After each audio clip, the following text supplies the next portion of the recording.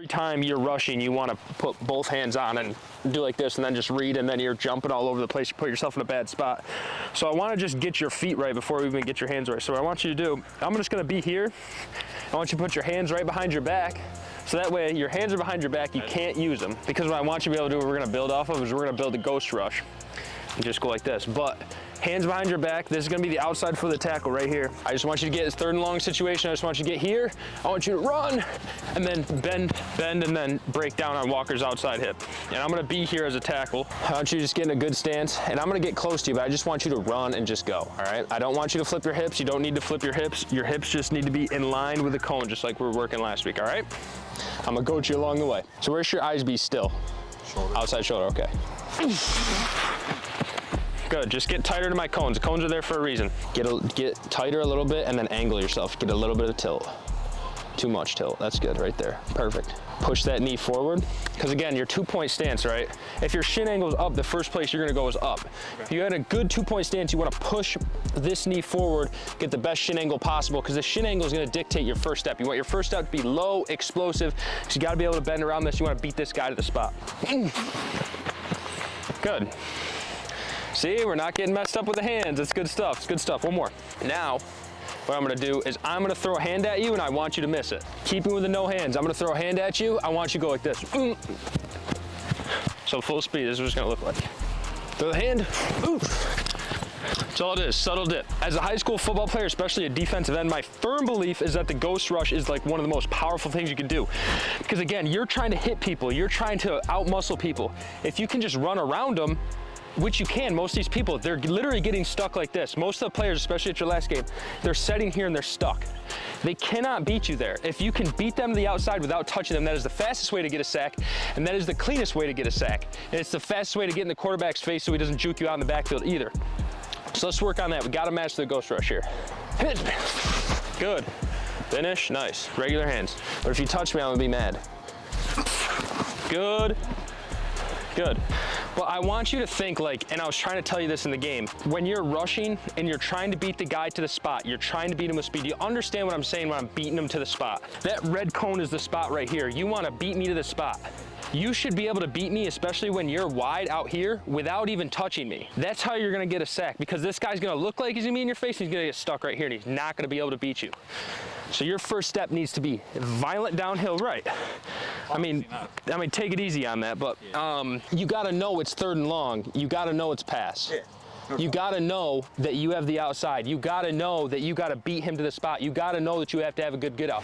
You got to know that you got to beat him on this pass play without using hands at all, if not too many hands. You don't want to, there's literally zero reason when I'm passing here to fully engage me. You're literally taking yourself right out of the play, and that's all you did on Friday was take yourself right out of the play.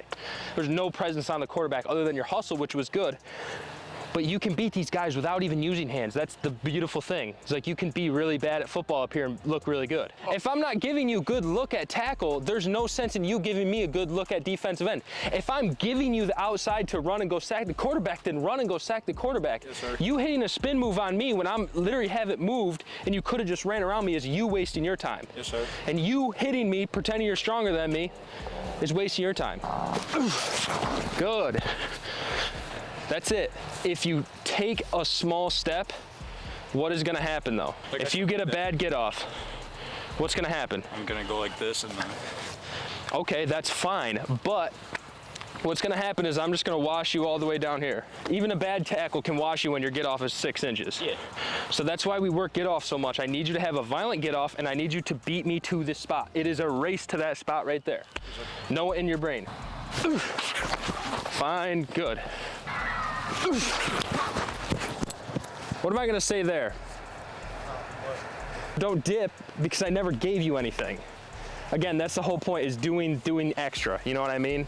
I just need you to be like on point with this, like, cause just sometimes, I've had sacks in college where they just blocked the wrong guy and I just gotta go, and you just gotta know, like, they messed up, I gotta go right now. Yeah. You just have to fall back on your basics, beat him to the spot, run the hoop, attack the outside shoulder. It's the same thing over and over and over again. One more rep. You got way too wide there. Don't be afraid to get tight, but also just beat him with speed. Because if you're here, you get a good get off, and I go to block you, and you just beat my hands like this, I'm done, I'm beat. Because you got a good get off, you're faster. Not necessarily because your hands, I'm not saying don't throw hands. Hands are necessary, but if you can beat the tackle with speed, there's no reason to. Okay. Work the ghost, work speed rush. Good. That was your best rep. That was good. You got tight to the cone, that was good. Easy. Easy, easy, easy, easy. In the game, it's not gonna be like that because they're going to throw hands, but you just gotta understand and have confidence that I beat them to the spot that I can run through their hands. You know what I mean? So if I throw my hands here, you've already won the rep. Just keep running. Worst thing I'm gonna do is grab a hold of you and you're gonna get a flag. Just try it once, and then we're gonna build off of that here eventually. Good. If you're blocked for longer than 1 second, 1 Mississippi, you're done. So what you need to do, you just need to work a push-pull. Here, pull. Stand them up, Pete, like you would, and just get them off you immediately, because that's your problem, is you like to take the tight end or tackle and hold them here, and then think around. Don't think around. Secure your gap. I got C-gap, pull, I'm there. Say go. But extend longer, right? Because you do need to have the element of being able to fold. You need to have the element of being able to extend and fold, but until you extend, you don't know. But as soon as you extend, you have to do something with that. Either you have to fall off or you have to pull immediately. Because if I extend and I'm here, then they're just gonna reset their hands, and that's how you get blocked. Say hit. Perfect 2-point stance as defensive end. You're here, you're at an angle.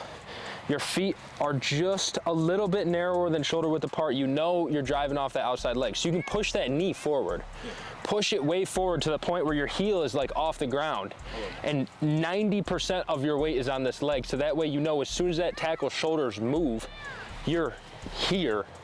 I just took a 2-yard step and I kept my other foot in the ground. If you're gonna keep your knee and your shin angle straight up and down, you're gonna step here all day long. You're gonna just expose your shoulders and your chest, and you're gonna get blocked. But again, when you're tight to that tackle and you have a really good shin angle, you know that your first step's gonna be there, so you know that your move has to come off of that first step.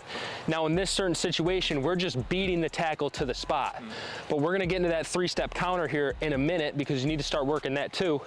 But my knee is forward. I know I'm beating this guy to the spot. He's slower than I am. I won, and now I'm just running the hoop, and now I'm just getting downhill. Push that knee forward, tighten down, and then just go. Get to the spot. The spot is right there. You're just beating me to the spot. Don't need to take you 1 step to get there, maybe 2, but just go. Your first step hit right there. So your outside foot was up. This is your first step. I'm in the same spot as you, right? Push my knee forward. That's my first step. That's where your first step needs to be, right there. Because you're not gonna win the rep with speed if you can't get that first step.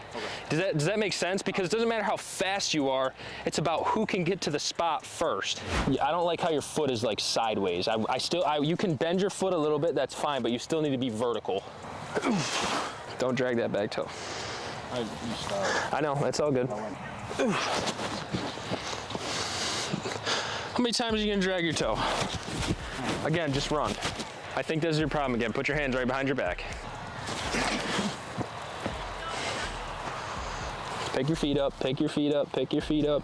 Again, there's nothing fancy about this. You are here and you are running the hoop to walker. This is literally how it should look. That's how it's gotta be. You gotta get your feet right, gotta get your hands right. I'm not even gonna move, just whenever you wanna go. Good, now let's add some speed to it. Yep, you're good. I'm in my pass set right now. We're chiseling today, fellas. It's the little stuff that matters. It's all starting with that knee. I think what you're doing too is you're like you still gotta use your foot to drive.